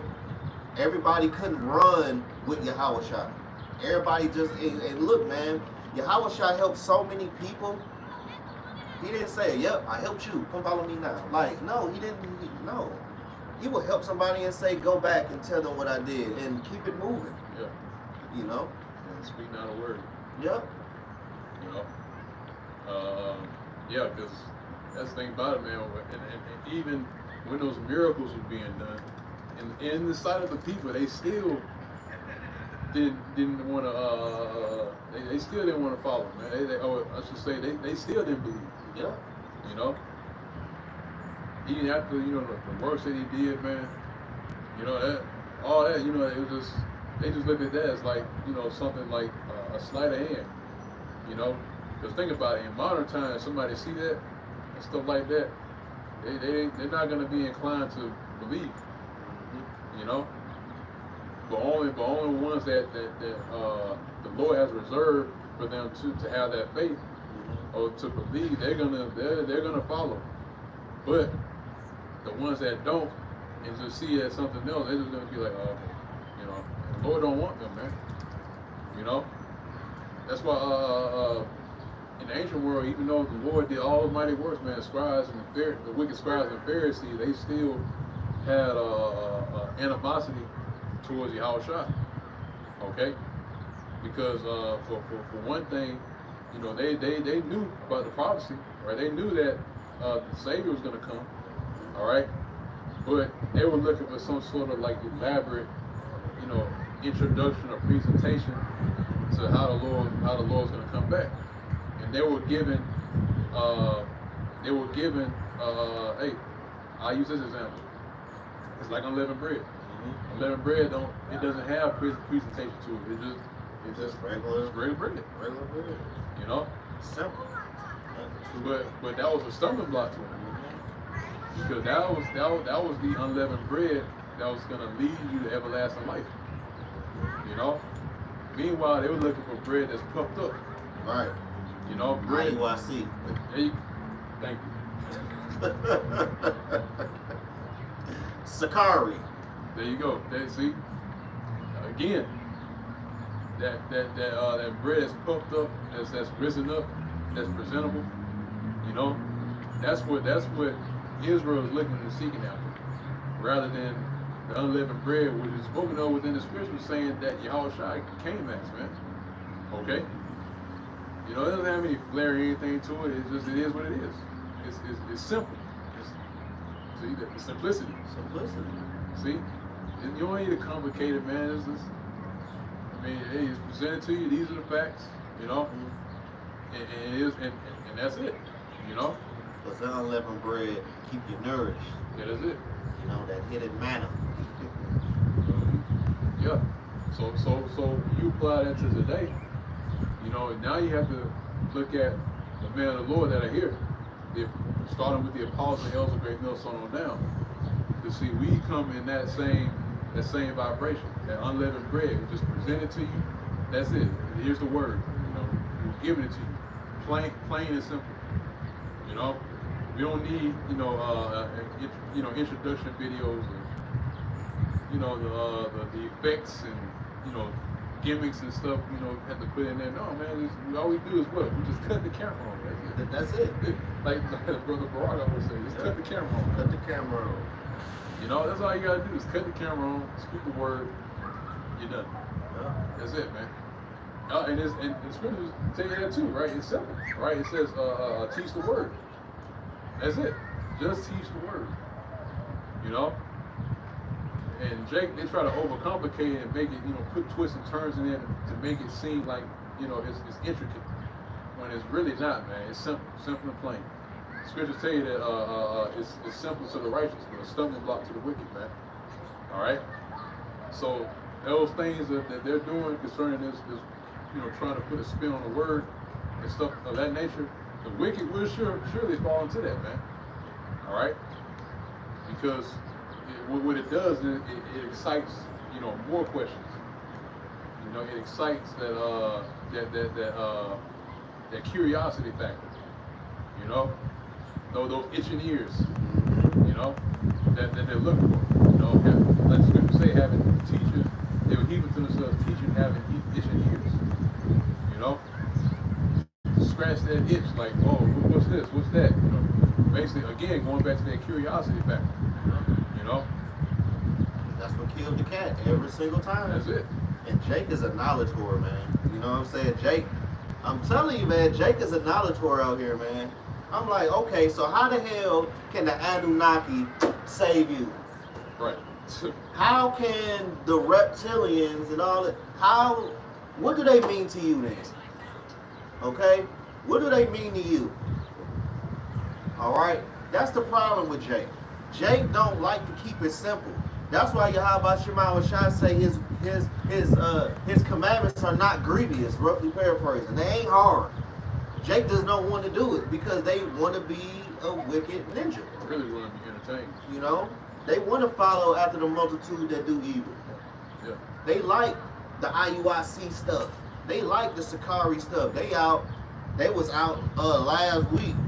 I forgot what state I seen it in, but I put it in a group chat. Man, they had rifles that I didn't even know even existed. Just standing there, just holding posts with these big rifles, man. Yeah, ARs. Right, bulletproof vests and sidearms and shit. I'm like, come on, man. Like, that is not righteous. That is not righteous, man.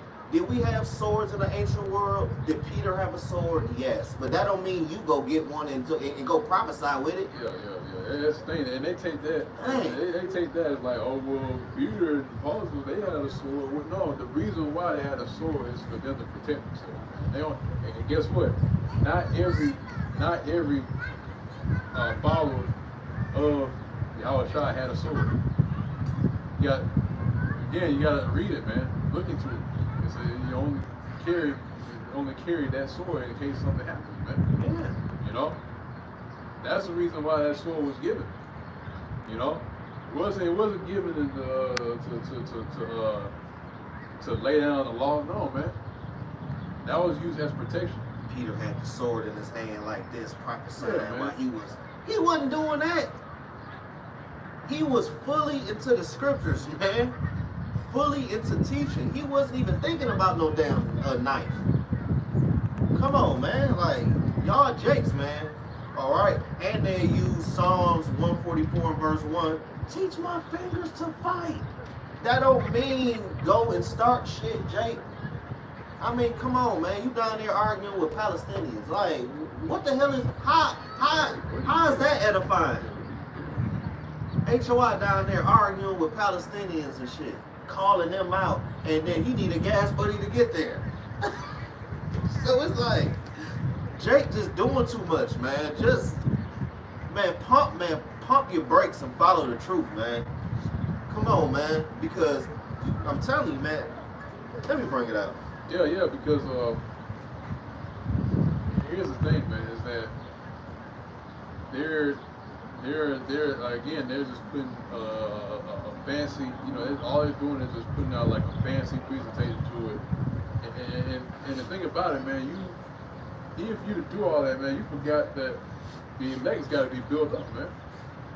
It's all about the edification of the elect, man. And guess what? He's even said within the scriptures too. I believe by the Apostle Paul was that you're supposed to do all things unto what? Unto edification. Mm-hmm. So how's that edifying? How's arguing with Palestinians? How's that edifying to the elect? How are you building up the elect by doing that? All right, again, like I said earlier, man, it's for entertainment. That's all it is. It's for entertainment. It's not for edifying. That's for people to be entertained and look at it, go hi, But what are you getting out of it? Or, are you getting edified? Are you gaining more knowledge? Are you becoming more sharpened by this? Or are you just looking at something, just something about, to fill your time because you're bored, And that's why, people that watch the videos, they just watch it for entertainment, man. Lord's gonna get them, man. He's gonna get you individuals that just look at these videos and look at it just for entertainment and stuff like this. It's something to laugh at, man. No, man, this is deadly serious, man. They gonna get their little food and they sit in front and they watch man, the practice. Like yeah, what? Man, this is serious. This ain't this is serious stuff, man. This is life and death, man. Literally, brothers putting their lives on the line, man, to edify the elect. But don't worry. The Lord already pointed them out. You know exactly what to do with them, man. Somebody's favorite prophet gonna be on the news. So let's see, you know what I'm saying? Look, all of that food you done bought, all that weed your ass done smoked to watch the prophets, okay? And you see your favorite prophet on the news. You gonna be scared as hell. Yep. You ain't gonna have that entertainment spirit that you had before. You know what I'm saying? Like a brother straight up roast Esau. You know how brothers be roasting Esau, man, and he be funny sometimes. So, they all laughing and stuff. So let's see how much laughing you do when you see your favorite prophet, ID, on the main fucking screen. Because that is going to happen. The Lord said it. So what manner of persons ye ought to be? But I got a precept, 2 Peter 3:18. But grow in grace. There you go, grow in grace. Okay, that is. I mean, come on now.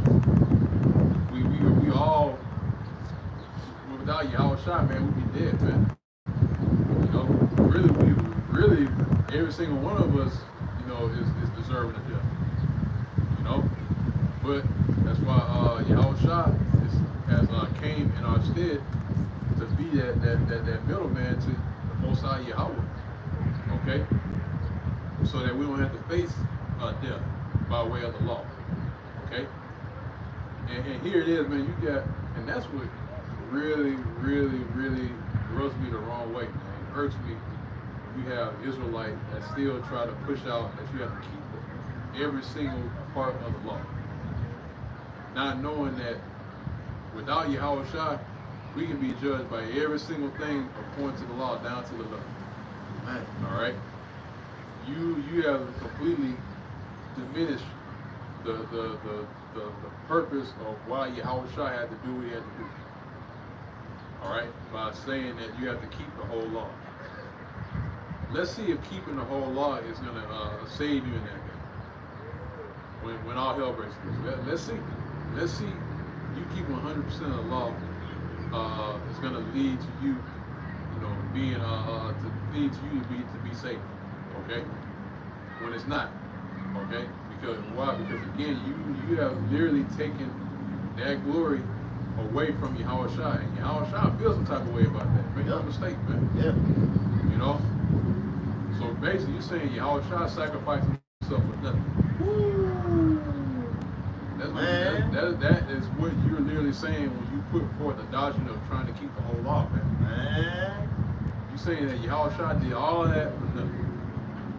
Went through hell and high water and to be crucified, all leading up all the way up to him being crucified and put to death.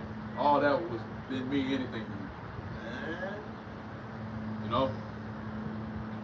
That is why when that time comes, you trying to keep the whole law, and this time, all right, guess what? The Lord is going to allow you to be overtaken about every single thing that's going to happen here in Babylon the Great, man. Because you saw the law as a savior rather than Yahweh Shai. Okay? And guess what? He's going to lead you to your own devices and allow you to be overtaken by these perils that are coming. Okay? Like IUIC. They always say that we always follow the law. Okay, so you just had some adultery happen in your congregation. That all fall on the leadership, number one. Number one. So they're not, you know, they're not running a tight enough ship over there.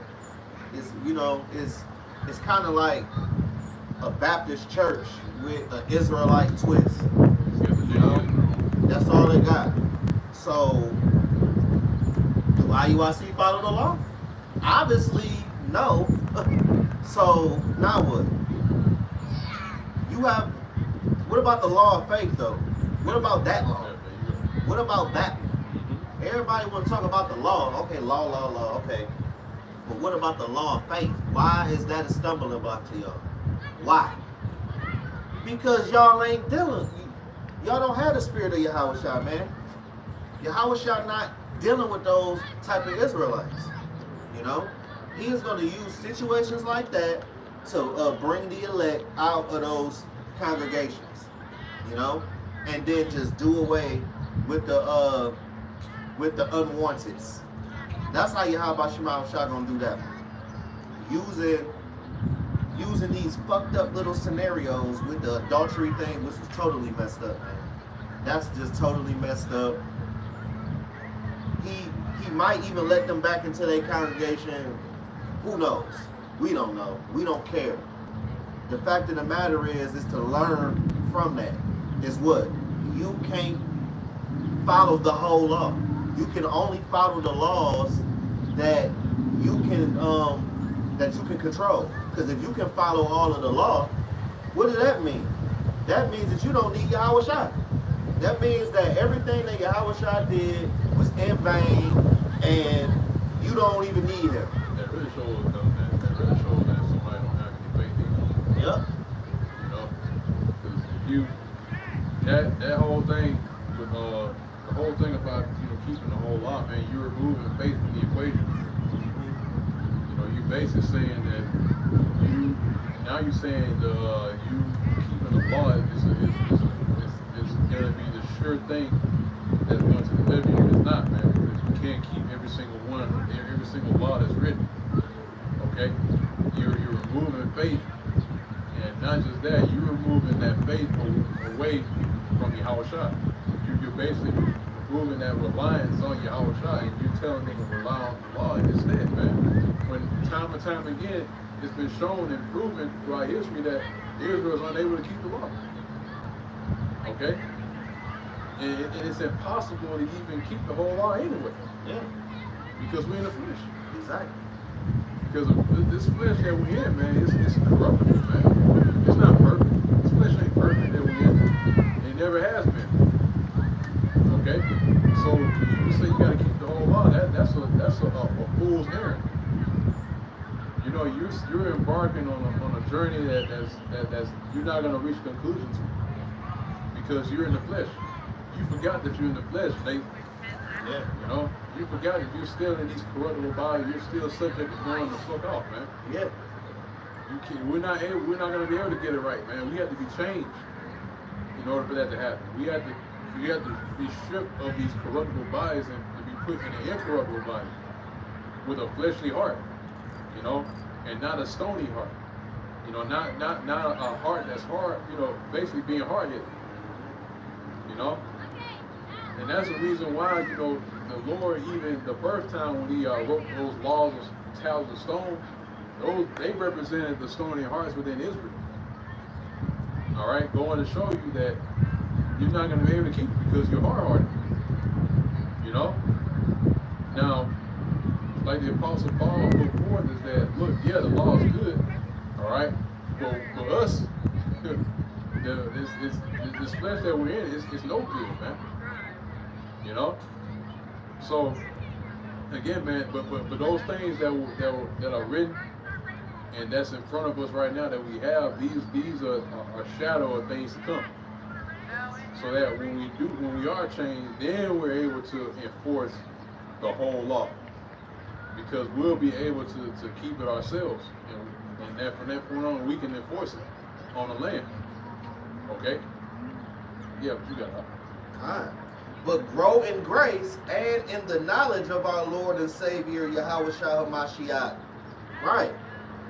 Grow in grace in, you know what I'm saying, like in the truth, following after Yahweh Shah, man. Very, very simple. Yep. Very simple. That what? Strong tower. Yeah, mercy. Yeah, you have to grow, and that's where the mercy comes in, that grace. Okay?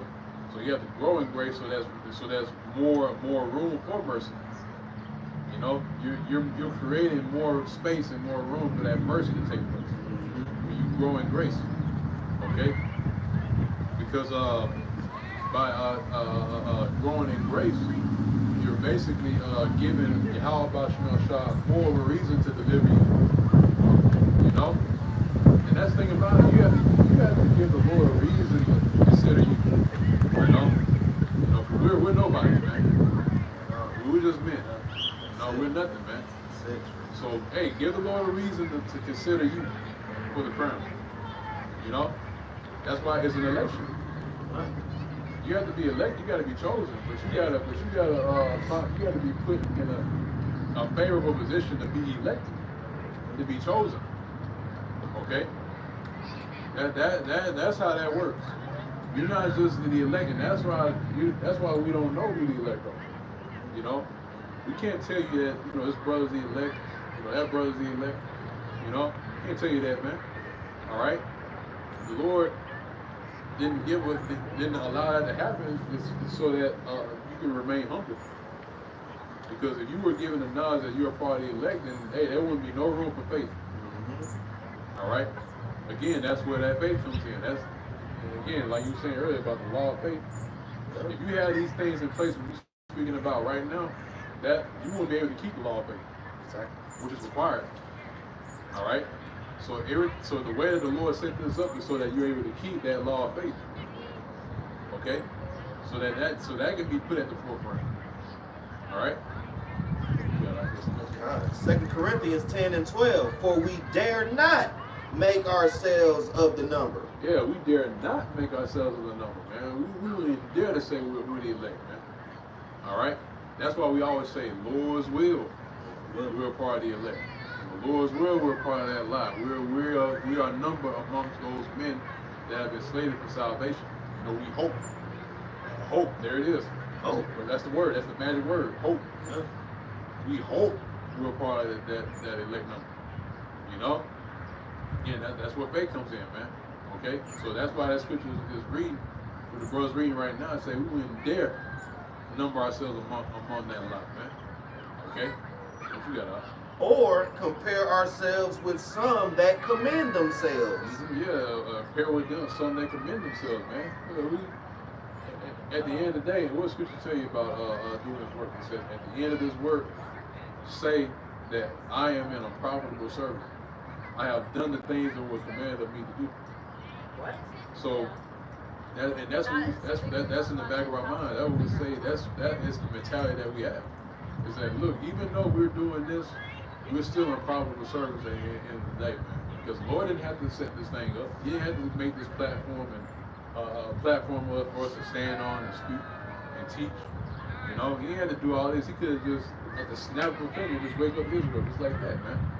Wake up the elect and and then just speed everything up, you know, and be done with Babylon, man. Okay? But again, that's why that grace is set so that we can be a part of that and fight for the crown. You know, the Lord wants to see us fight, man. He's not going to give you something just to give it to you and be done with that, man. No, Just you gotta, because you Jake, there's a crown. yeah, you got to work for it, man. All right. Yahushua had to work. Yeah. He had to work for his crown. To the point where he gave up his life. Yeah. And that's why he's been given the honor that he has right now, being seated at the right hand of the Heavenly Father, man. Mm-hmm. That is the highest position possible, to be seated at the right hand, man. All right? That's the height, man. That's the highest you can get to. He earned it. Yeah. No one else can fill that spot other than Yahushua, man. All right? Everything else comes below that, you know, which the elect is going to fill. Okay? Being joint heirs with Yahushua. Okay? You got But they, measuring themselves by themselves and comparing themselves among themselves, are not wise. Yeah, that's right, man. You compare yourself to another person, another Israelite, you know? And more than likely, you're not gonna. No, that's not. You can't be doing that, man. You ain't gonna have a brother that be like, how come he got 5 sins? Yeah, right. I only got 1. Yeah, What? yeah, There ain't gonna be none of that. Like this man, like, look, he got 5 times, I got 2. You know what I mean? Man, Like, come on now, Lord, how come I can't get 5? Why I can't get this? You ain't gonna get nothing. Yeah, that's exactly that's going to the formula of the body. Mm-hmm. You know, the hand can't say to the eye, I have no use for you. Mm-hmm. If the hand told the eye, I don't have no use for it, then you're blind. You can't grab nothing. Right. You know, if the foot say with the leg, I don't have no use for you, you can't move. You know. So every brother got their own, like the scripture say, every severability. You know, they got their own lot in this thing. They got their own measure of faith to be able to fulfill the office that the Lord gave them, so that the body can move as a whole. All right, and the head being Yahushua. Okay, which that's the spirit. Yahushua is the head, so the head is gonna make that call on the hand to move and grab some things, and for the leg to move this direction, and you gotta listen, you gotta be on board, and you gotta you have to follow the orders of the head, to move. All right, if you don't, you're gonna get cut off. If the hand's not doing what the head's telling you to do, the head's gonna be like, all right, this hand's not doing it, I'm gonna cut it off. Because what the scripture say, it says it's better to enter into the kingdom maimed than to have the whole body be cast into the fire, man. Ooh, man. So yeah, again, going back to the formation of the body, man, you can't be comparing, to yourself to another brother, if you got this and that. No, you can't be doing that, man. You focus on what you got, all right, and you fulfill your office. That's it. That's it. Because guess what? More than likely, you desiring another, somebody else what they got, you're not gonna be able to handle it. You're gonna fall off. The Lord does that for a reason, man. He does that so you don't have too much pressure on you to fall out, man. Even in that, that in itself, that's showing how kind Yahweh Bashar is, man. You don't have to. He's not putting all that on you, because he's allowing you to be able to he's allowing it to be manageable, or he's making it to where you're able to make it all the way to the end. So you're able to handle that journey. You're able to handle you'll be able to endure all the way to the end. Yep. That's how much care he has for the elect. Yeah. To the smallest brother that the smallest brother, man, is like, look, the Lord made it to where he's able to make it, man. See how much Mount Shai is gonna push us all the way up to that level where you think that you finna break, and the Lord finna just go ahead and deliver you out of it. That's how the Lord is gonna do, okay? The scarcely shall be saved. That means you gonna be in a situation where you ain't, hey, it's gonna be a hairy situation, man. Like, you might not make it. And then boom, you just get it. You just get banged up. I get about skin of my teeth. You know? You know what the people in the world say, the hairs on the chinny chin chin, man? You know? That's how the elect is gonna get saved. Why would you get saved and everything is good? Like, yeah, you know, everything is just good. You ain't never had your back against the wall. Or going your way. Just going your way. Like, no, that is not how that's gonna go, man. Okay? It's scarce, you know what I'm saying? You know, the elect shall scarcely be saved. They was put in a certain type of position to where their back was against the wall and they couldn't do nothing but to call on that strong tower. How about Shema was shot? When it was applicable, just like what the elder said, man. You see how it's all coming back full circle? You know? When it counts, and the Lord gonna deliver them out of it. But also it comes with what? Belief. They believed that Yahweh Shema was gonna get them out of it. It ain't like they was faint-hearted, just going up another way and all that, and now all of a sudden they want to call on Yahweh Shema Shai and the Lord come through. Nah, they had that momentum. Okay? They stayed in the truth. They didn't fall out. They stayed on fire. Even if, you know what I'm saying, like your light might be a little dim, but don't let it go out. I'll tell you that.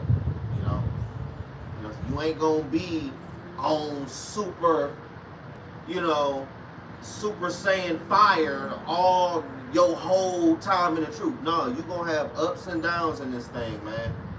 But all you gotta do is just remain spiritual and always stay in that secret place of Yahweh Shema Washai. Stay reading. You know, get off that damn phone sometimes. You know, and take out that hard copy and read it by yourself. I'm telling you, man, it does the soul good. Just take out an hour of your day. You would take out an hour to play the game. You would take out an hour to go to the bar with your friends. You would take an hour to go fuck off and do whatever. So take an hour to read, man. Take an hour to pray and meditate.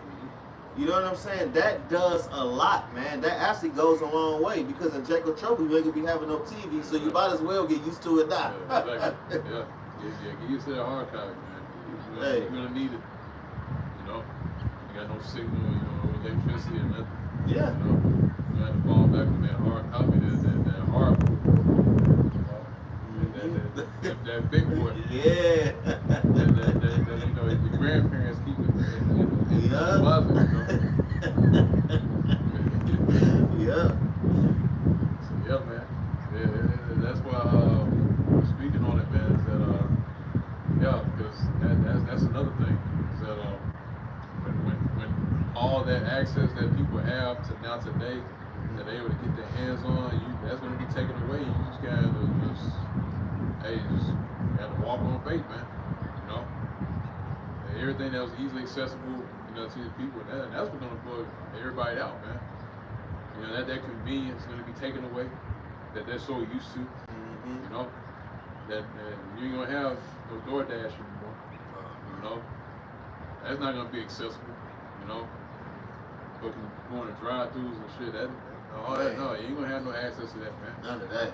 All right, so you gotta figure out how to start a fire.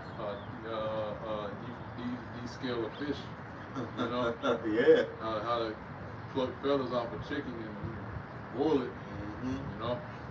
Jake ain't got the stomach for that. Yeah, they don't. Jake ain't got the stomach for that. Jake can't eat a damn plate with the damn head still on it. Like, man, like they can't eat no chicken with the head on it. Or, you know, I don't want my food looking at me. Well, you might have to bite into a whole side of a fish. Yeah.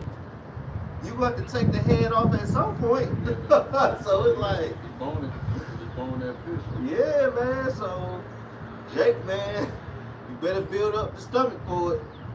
You know, because it ain't gonna be no packages of chicken here and this and that there. Fish is already deboned and stuff You're gonna like have to that. go hunt. You know? And some of us gonna have to do that. Some of us might be in a FEMA camp. Some of us might even have to do that, man. Some of us might be out here hunting. You might made a spear out of a tree branch, and you just trying to get a little bird or something that's obviously, you know what I'm saying, lawful. But Jake gonna be out here doing it, man. Jake either gonna be in the FEMA camp or out here being a pilgrim. You know, going house to house, and there ain't no such thing as stealing in that day. It's gonna be, I came across it. You know? But these is just some of the perilous times. And a dove flew over here. That's just, you know, some of the perilous times that we talking about, man. That Jake gonna have to endure. Not eating for 2 weeks. Not eating for a week. Then the Lord just feeds you because you had faith. You didn't curse him out. You weren't murmuring. See, that's the thing. Yeah, you kept integrity. Yep. You kept your whole integrity. You kept your morals. You know your constancy, man. Okay? Your character. You know? You got it. You got it. Let's go on that. Bye. Okay.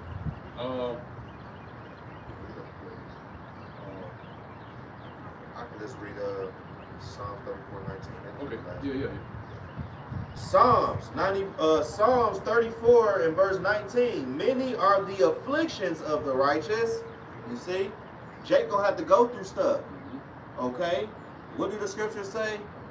With much more tribulation shall we enter into the kingdom. So we gotta go through a lot of hairy situations and get delivered out of it. Okay? But Yahweh Shema Shai's name is going to be magnified behind that deliverance, though. You are going to know that the Lord got you out of this. Yeah. And add on to that is that that's when that glory is really going to be shining when that time comes, because at the most pivotal, most critical moments and at all is that when those critical moments happen, and then calling the name of Yahweh Bashimon Shah, that even adds more to that glory being given to him. You know, because that's when those hairy situations happen, then the Lord, defend his men. When they call on the name of Yahweh Bashimon Shah, that's when that glory is really going to be amplified. Because think about it, back in the ancient world, that was a great deliverance. We came out of Egypt, you know. That's why it tells you what in the book of Joshua, it speaks about they heard the fame of the Lord and all He did in Egypt. You know, that's when that name was really, really magnified. When we was brought out of that land. That was a great moment in history. So when those hairy situations happen and you at the very brink of falling, and that name delivers you out of that, man, that's when that glory really magnifies and manifests in that time, man. Okay? So that's why the Lord is building everything up right now to where that when those miracles do happen, all right, that name is going to be standing in that day, you know. People are going to, basically that name is going to be declared even more. It's going to be put even more into the light. You know, who has done this? Now they have a name to who has done this, who has done these things. You know, that's why when the apostles, when they gained spiritual power, you know, it was a name behind that. You know, which is what Yahweh Bashimon Shai. That's when that name was even more magnified. All right, so it's going to happen again. You know, the world's going to receive spiritual power, right? And that name's going to be even put more into the forefront, into the light, man. Okay, yeah, we got it. All right. But the Lord delivered him out of them all. You see? He is going to come to the rescue each time. Why? Because his name is what? He is deliverer. Yahweh Shai. Okay? His job is to deliver. Okay? And if you are in good standing, he is going to deliver you. Somebody got to get delivered. Why not you? Right. I mean, Right. why not you? Why not put forth the effort, okay, to be in good standing with Yahweh Shema Shah? Because it all boils down to it. It all boils down to Yahweh Shah at the end of the day. So I don't give a fuck what you got going on in your life, what's going on. It all boils back down to Yahweh Shah. So stop playing with your damn life, because I'm telling you, Yahweh Shah is going to make his return, and you better be in good standing. Otherwise, you're going to meet him on the ground instead of the air, man. Point blank, period. It all boils down to the day of the Lord. And so once again, what manner of persons ye ought to be. Okay? Because that day of the Lord is going into the missiles and him coming back. Okay, so you knowing all of this, what should you be doing to apply yourself? And that's what? Taking the scriptures that you learn and applying them to your life all the time. That's the person you ought to be. Okay, that have chose the ancient way, that have chosen the old paths, and subscribe to it. You got to choose it and subscribe to it. All right, that is who you need to be during the time of Jacob's trouble, during the time of these perilous times. Okay, faced with certain type of situations, you have to be that. Applying the scriptures. What will Yahweh Shai do in this situation? Scriptures gonna be popping up all in your head. That means that you're really living them. Okay, you got it. Yep. Because again, that's going to be the most crucial point where it's needed. Because right now, we're practicing. This is the practice phase, man. But when the time comes when that test is put forth, man, you gotta give it your all. Okay. That's when it really is going to count. Because we're speaking about it now, but when you're actually living it, that's another tale, man. That's another tale of the tale. Okay? To actually experience it and actually be in the midst of it, that's another thing. You're speaking about it, but when you're actually in the midst of it and you're seeing it, that's when you're really gonna have to be on point when it comes to faith. That's where that trust comes in. That's where that faith comes in. That's where that everything we're speaking of, that being prepared in the spirit, that's where it all comes together. Okay? And then at that point, that's when you have to continue to endure, But yeah, man. With that, go ahead and close it on down. Again, man. Look, we don't have much time until Jacob's trouble is right in front of us, man. Like it's inching ever so closer every single day. Okay, but the more and more that is being spoken of in this time by the prophets of the Lord, the more and more is going to make itself known and manifest. All right. It's like a vision that is blurry, but the more and more time passes, it starts to become even more clear. That's us prophesying His word. The more and more we continue to speak on it as time passes, the more and more of it's going to be seen. Because again, the Lord He's not a man that should lie. All right. So He's going to follow through on what's being spoken concerning what He has foretold in the scriptures and by us speaking on it, man. Okay. So again, man, we're going to close it down. So once again, we give all praise, honor, and glory to Yahweh, by Hashem, Yahweh Shai, by Hashem, Kakodash. Once again, double honors to the apostles and the elders of Great Millstone. They continue to rule very well to this very day, continually being the flock through the Spirit and power of Yahweh by Hashem Shai, continuing in the legacy of the prophets and the ancient men and the apostles of old, continuing to teach the coming of the kingdom of Yahweh by Hashem Shai, and also as well as Shalom, which do honors as well to the hope elect. There's also doing the same things as well, continuing the apostles' doctrine, continuing to also spread this good news, this gospel of the coming of our Lord Yahweh Shai to deliver us out of the hands of our enemies, and our faith, true sincerity, and also in our charity. That was Shalom. Shalom. To the next one.